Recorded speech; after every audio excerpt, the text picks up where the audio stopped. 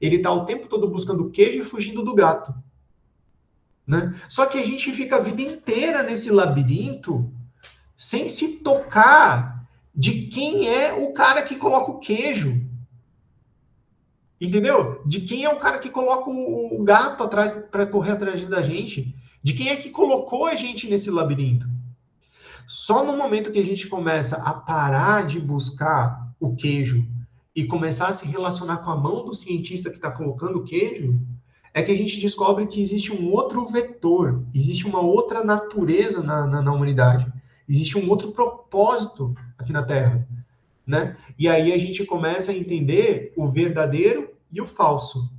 O falso é essa ilusão que é colocada diante dos nossos olhos, o véu de Maia, como dizem nas religiões hindus, né? É a Matrix que a gente vê, né? Essa ilusão que está sendo colocada na nossa frente é o falso.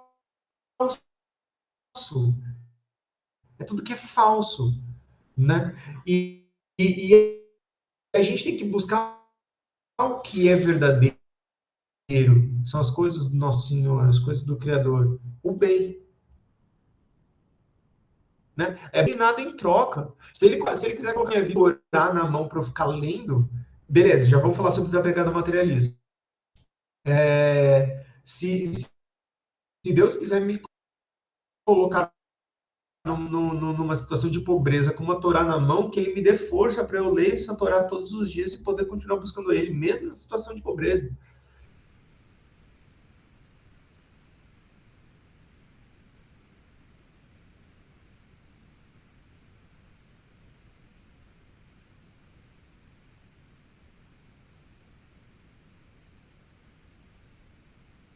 Se o Senhor quiser me colocar numa doce situação ou se é uma amarga situação, o que importa é o que é verdadeiro.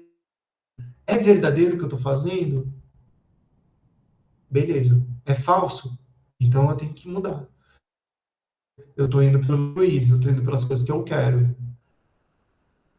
E quando a gente começa a ficar nesse jogo e prestar atenção no que é verdadeiro e ir ver o Criador, né? Boré, venha ver, e começar a se relacionar com a mão do cientista que coloca o gato e o peixe na nossa frente, a nossa percepção muda, a nossa visão muda. E a gente enxergar a matriz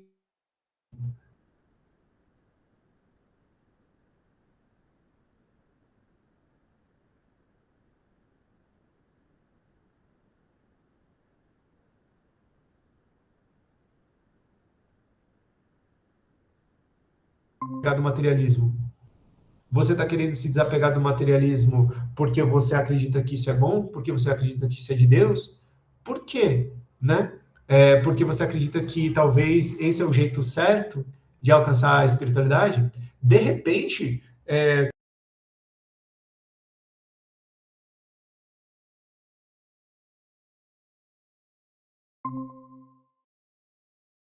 de matéria na nossa frente, só que aproveitar da forma corrigida, né? Da forma onde eu direciono para Deus.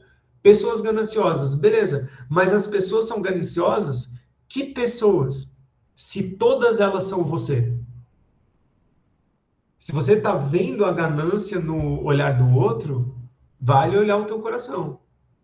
Entendeu? É isso que eu estou querendo dizer. É tudo uma ilusão. Não existe o Ariel, a Janaína, a Cleide, o Gilberto e o Gabriel. Acho que não é Gilberto que é a pessoa que está falando aí, mas tudo bem.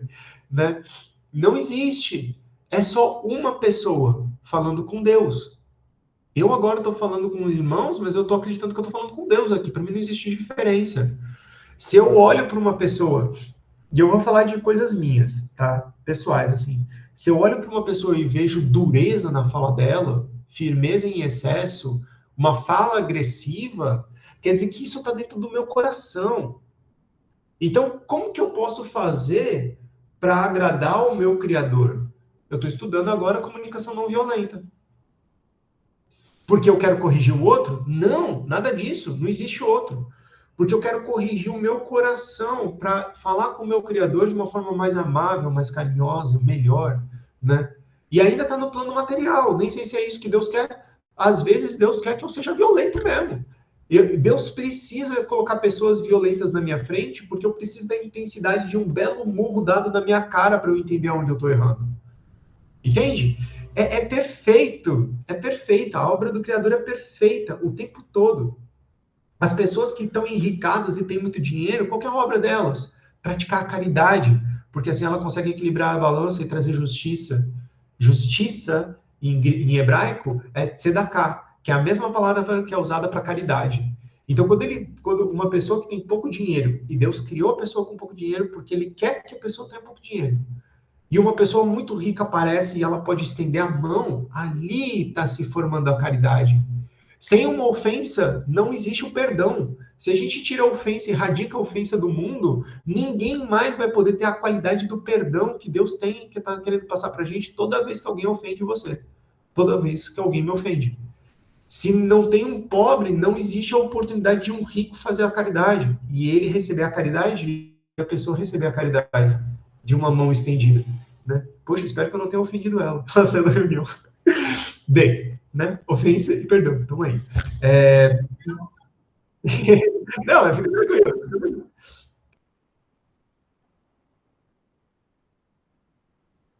Se for, ótimo. Se não for, é Deus também e toca o barco. A questão aqui, gente, então, é o jogo do Criador. É o tempo todo essa manifestação dele. E tudo que a gente tem que buscar no nosso coração, cara, é o verdadeiro. Ponto final. Se for doce e Deus me enricar e me trouxer o dinheiro e, sabe, me fazer feliz o tempo todo e me der maravilhas, que eu consiga experimentar cada docinho que eu comer e pensar assim, é Deus que está se manifestando aqui e se permitir por mim, para me nutrir e me alimentar.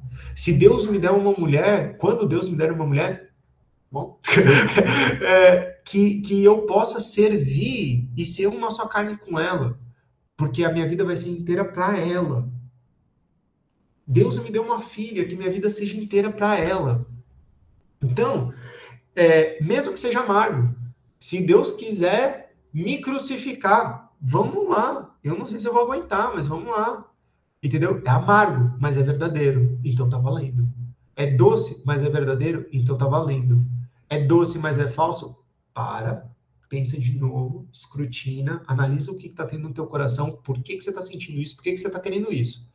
E muda o cálculo, muda a razão, muda o pensamento para outro lado, porque está errado. Se está errado, né, não é o que Deus está querendo, e aí eu vou estar cometendo um pecado, né? Que é uma forma de dizer que eu não estou fazendo a vontade do meu Criador. Tá caminhando para o final e acabou que eu nem abri o livro, mano, mas eu acho que está sendo produtiva essa conversa aqui. Eu vou sentir de ficar aqui nessa conversa hoje, na próxima.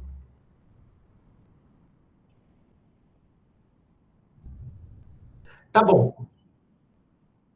Oi? A derradeira vez a gente parou no escondendo, procurando, mas não encontrando. Eu acho que vai valer a pena a gente ler, sim. Eu estou querendo fazer as coisas do meu jeito, não vai fazer do meu jeito. Vamos colocar lá. Eu tenho mais uns 15 minutinhos aqui. Qualquer coisa, se a gente parar na metade, a gente abre novamente para ler o texto. Pode ser? Vamos lá, então? Vocês já estão vendo aqui a tela?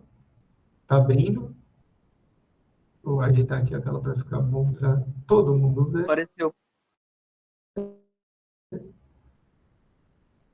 Principalmente para o pessoal da gravação. Como está aqui? Apareceu? Beleza. Aqui na gravação também está ok. Deixa eu dar uma ajeitada no zoom do negócio aqui. Prontito.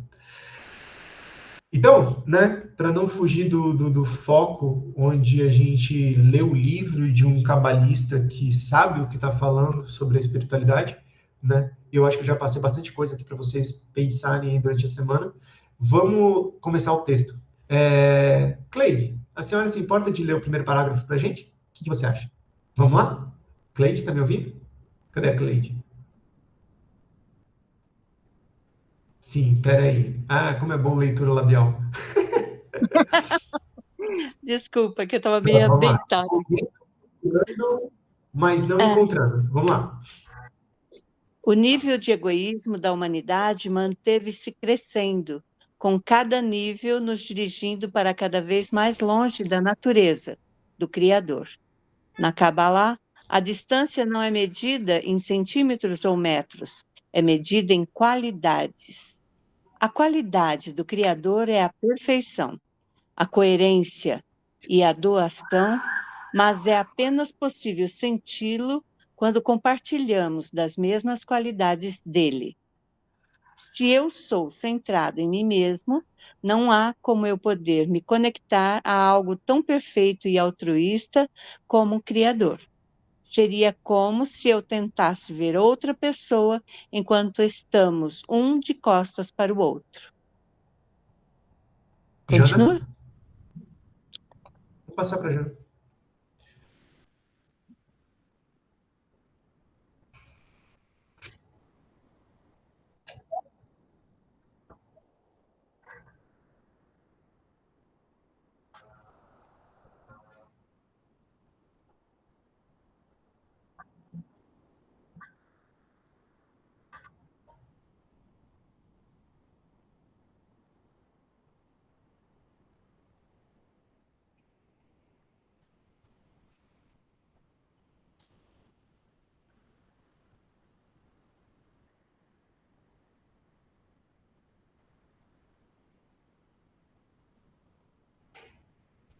Parênteses aí.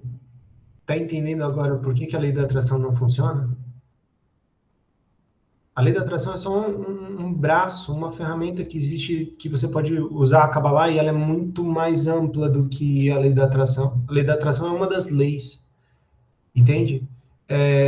Só que a maioria das pessoas está de costas para o Criador e querendo que ele sirva a ela. O Criador aí vai ficar olhando assim, tá bom, mais uma criança birrenta, batendo o pezinho e querendo que as coisas aconteçam do jeito dela. Não existe jabaculê mágico. Ou você serve o Criador ou você está desconectado da fonte. Não vai funcionar, né? Agora, quando você está conectado na fonte, você pode chamar como você quiser. Oração, lei da atração, né? Números Grabovoi. Não estou dizendo que eles não funcionam, né? Mas eu estou dizendo que se você não está alinhado com o teu coração na fonte certa, não vai funcionar. Não vai funcionar.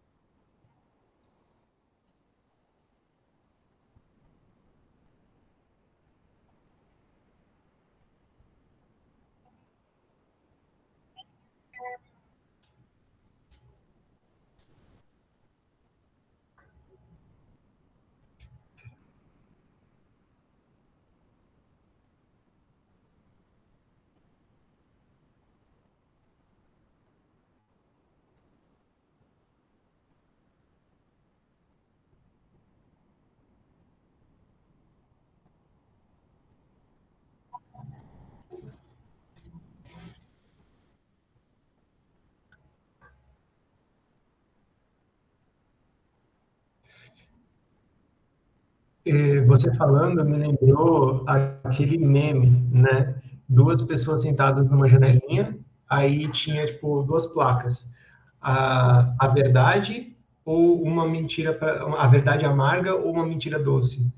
Da mentira doce, cara, faz uma fila, mano. Todo mundo paga. O desejo de receber é gigante. O desejo de receber, o egoísmo, o nível de egoísmo na nossa humanidade é o maior que já existiu, de acordo com os judeus. A gente está aí beirando aos 6.000 anos, porque agora é o nível crítico. Agora é a hora da humanidade mudar. Só que a verdade amarga ninguém quer ouvir, entendeu? Se a galera quisesse ouvir, tivesse entendido, né? Não é que ninguém quer ouvir, já tem muita gente entendendo que é a verdade e a gente tem 4 pessoas aqui nessa sala entendendo isso, né? Vamos lá, Gabriel, você. Nem sei se agora Bora. eu tô podendo ler, mas Tô aqui. Aí, cara, muitas, perdi. Deixa eu a vai ver, página. muitas pessoas. Muitas pessoas já estão ficando cansadas das falsas promessas da tecnologia, da riqueza, saúde e, o mais importante, de um amanhã seguro. Pouquíssimas pessoas atingiram tudo isso atualmente, e mesmo elas não podem estar certas de que continuarão a possuir essas coisas amanhã.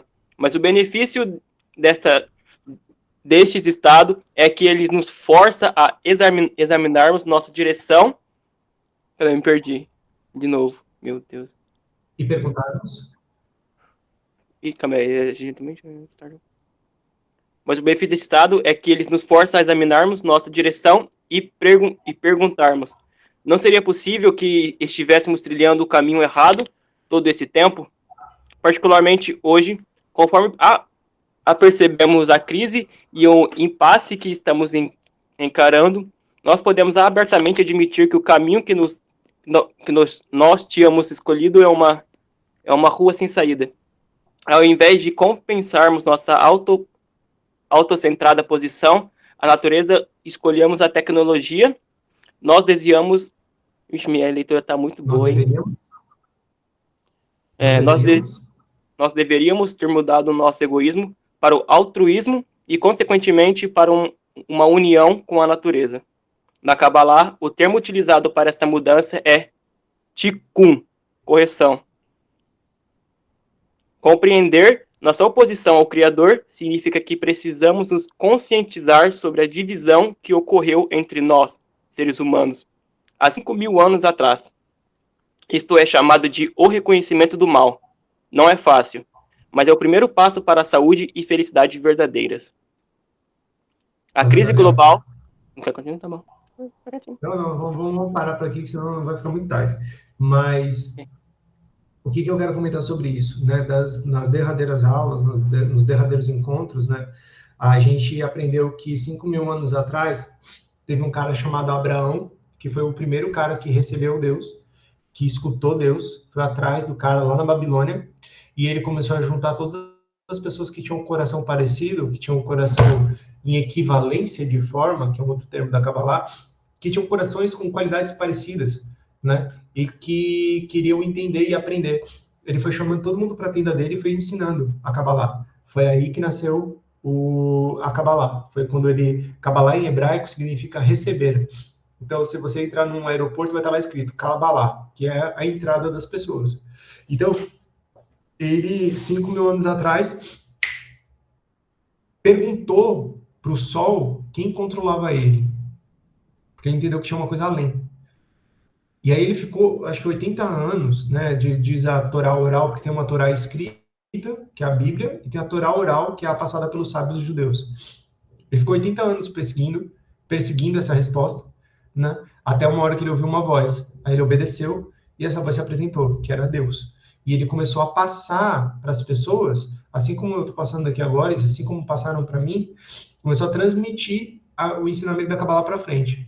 Só que aconteceu que, de acordo com os cabalistas, né, eu tenho algumas reticências com relação a isso, mas eu não vou discordar de um cabalista. De acordo com os cabalistas, pessoas que se aproximaram da Kabbalah, mas não tiveram acesso a um ensino verdadeiro, se tornaram filósofos, né? E essa pequena mudança assim de norte, né? O pessoal está estudando para Deus, a Kabbalah, aí os filósofos vieram e começaram a estudar o mundo material. Essa pequena diferença, assim, 5.000 anos atrás, fez uma discrepância quilométrica. Imagina, você está atirando com uma pistola, né? Você está mirando aqui, aí de repente você faz uma viradinha desse jeito, lá na frente o resultado é quilométrico, né? Então, a gente começou a buscar uma necessidade de autopreservação e uma necessidade de autoproteção. As cidades foram construídas para se proteger da natureza. Naquela época, 5.000 anos atrás, quando Abraão estava vivo, quando Abraão estava começando a receber a Kabbalah, eles não entendiam, não tinha diferença entre eles e a natureza. Eles acreditavam, eles se sentiam como parte da natureza. Assim como os passarinhos, os animais, as árvores, as plantas, os minerais, os vegetais, né, eles sentem, eles sabem que eles são parte da natureza.